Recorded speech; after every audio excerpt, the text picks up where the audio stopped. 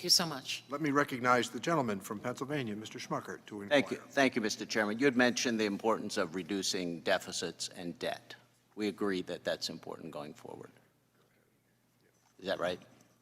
Just confirming that. Well, agreeing on deficits, Yes. it's desirable to reduce. And I was glad to hear that the president seems to have come to that realization recently as well.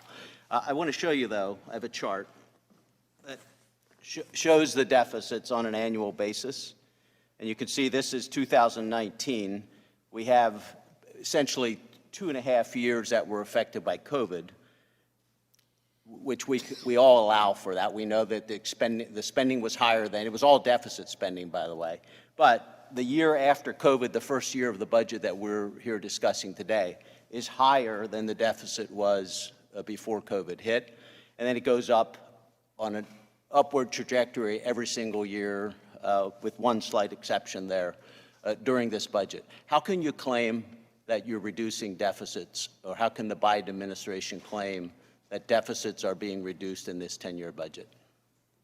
Well, it's a reduction relative to what we inherited. So there's not a real reduction in the deficit? Well, obviously, the baseline does have deficits rising, but proposals that we have made would. So we're not accomplishing the goal of reducing the deficit in any way in this budget? We have not proposed policies that would lead to greater deficits. And in the next 10-year period. But we're leading to greater deficits in every year. Yeah. So that's I call that swamp math. You go outside of the Beltway one step, and there was no one in America who will believe that the Biden administration is reducing deficits. It's harmful to the future of the country, and I don't understand how you can be claiming that deficits are being reduced when it obviously is not the case. I also want to talk about in the budget, there are, let's put that away. There are multiple, about 36 new taxes proposed in the budget.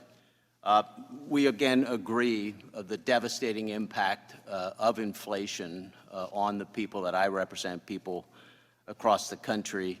Do you believe that these tax increases, for instance, do you believe that raising the corporate tax rate will help lower the price of food or other household goods? Well, you just said that you think that deficits are important to reduce, and the president's budget yeah, they are important to reduce, but do you? Proposals that will help us do that.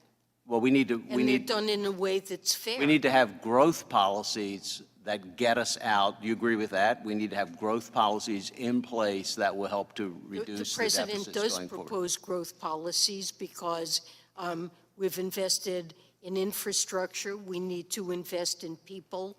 But do you believe that raising the corporate tax rate will help lower the price of food?